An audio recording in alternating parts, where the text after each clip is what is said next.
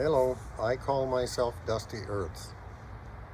I'm here to try and get people to understand how to use old hand tools and how to care for them.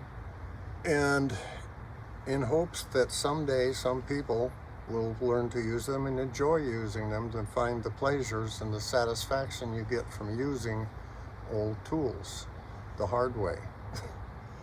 And I'm hoping that people will enjoy what I'm trying to present here. My first example is an axe. So it's been around for eons. They're wonderful things to work with if you know how to do it. There's a lot of things to an axe that most people don't realize. The edge, the pawl, the handle. In fact, this head is loose. So I can show you a little example of something, how to tighten a loose head. Is you put it in a bucket of water and let it soak for a while, and you can go back to work for the day and never have to worry about the head falling off your axe. Now, the world I grew up in, the long-handled ones and the bigger heads, those were a man's axe. And these we called boys' axes. And I really like the boys' axe because they're very, very handy to have in the woods. They're small, they're easy to carry. They have a nice cutting shape to them. There's different designs for different reasons. This handle is known as a fawn's foot, and you can see here why. Because it looks like a fawn's foot. And I love these handles. I just love using them in the woods. I grew up, I started chopping our firewood at 5 years old. So I've had an axe in my hand most of my life at one time or another. This is a double bit. This is a single bit. There's a big difference between the two. Here's something you need to watch for when you're buying an axe handle. You see the curvature in this here, where it goes? And you see how it comes around across here? This axe handle, if you ever took it out in the woods and tried to pry this way, like sideways, there's a good chance it'll break in half and it'll become a spear. Okay, from here you can see the grain running down and across here. And it's the same thing here. It's running back into that right there. So if you try to press hard to pry some wood loose, a chunk of wood that you've hit with an axe, chances are good you will break it. It'll break in half by prying with it. So these handles can become very dangerous.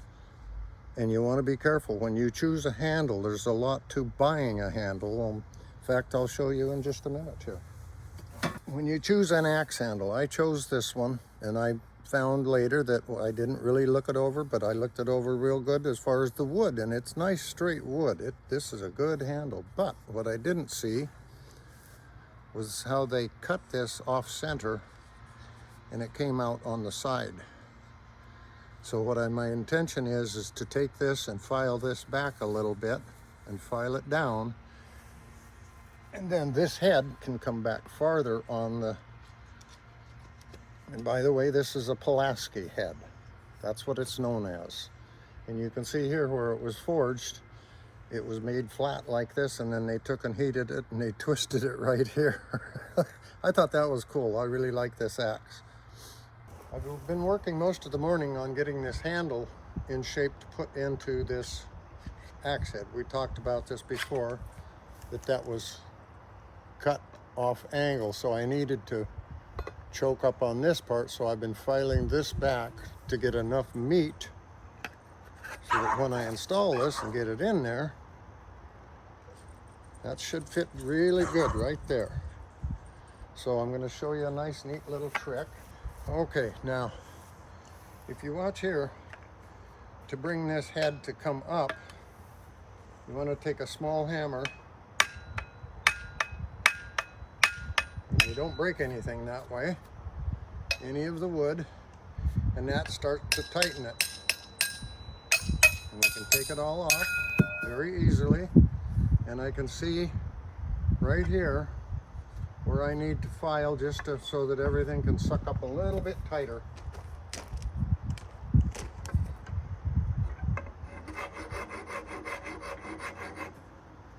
Now I want to make sure I don't get it backwards like this. I would be a very unhappy camper if that was what I did. Okay, let's get this.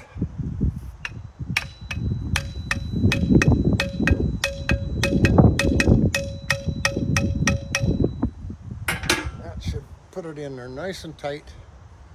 Now the axe head is straight on the handle, but it appears here that I really messed up, but I didn't.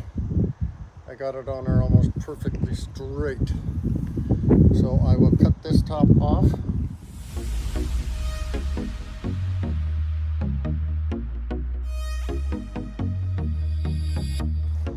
There.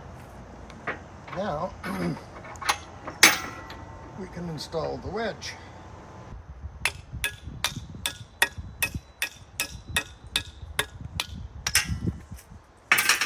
And the last little wedge is going to go right in the middle of all of that.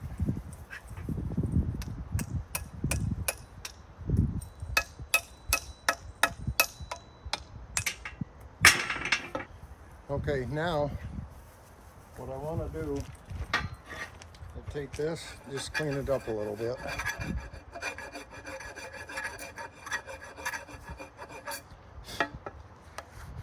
Now normally I prepare a handle like this. I sand it down first, and I use linseed oil on all of my axe handles and hammer handles, anything with wood. That's been used for I don't know how long, all of my memory anyway, that's what they use on them, and it keeps them from drying out so bad. It keeps them flush. But you have to understand your tools first, and these things, they need sanded at least once, not sanded, but maintenance. Once you get them where you need them, you store them in a nice dry place. It doesn't matter if it gets 40 below or 120 above, they're safe. And if you use your linseed oil, the handles will stay nice and straight. They won't go crooked on you, because if you leave them out, wax out in the handle for very long and it gets wet and then the sun comes, it'll warp them, just like this one here. You can see how warped that handle is in comparison to the blade. It's way out of proportion. You see? And it's loose. If you can see this axe head, you can see right on the tip here how that comes up. The blade is thick and then it starts to thin out, but then it just goes like that. This is there for a reason, because when you go into the wood, when it goes into the wood, this is the part that holds it this part away enough to get the axe out. Otherwise it would stick. So you try to maintain that little roll right on the very tip there. And I'll show you how to do that. Now, people might find this disgusting, okay? But that's what I do. And the reason is because spit, it will create a paste. If you use water, it doesn't create a paste. And I'm not going to eat the axe. I'm not going to lick it or anything like that. So I presume it's acceptable to do this. But you do a roll like this when you're doing it. You try to keep that little roll going like this. You turn it over, you do the same thing. But I can go out and build myself a home with just an axe and a saw. That's pretty cool.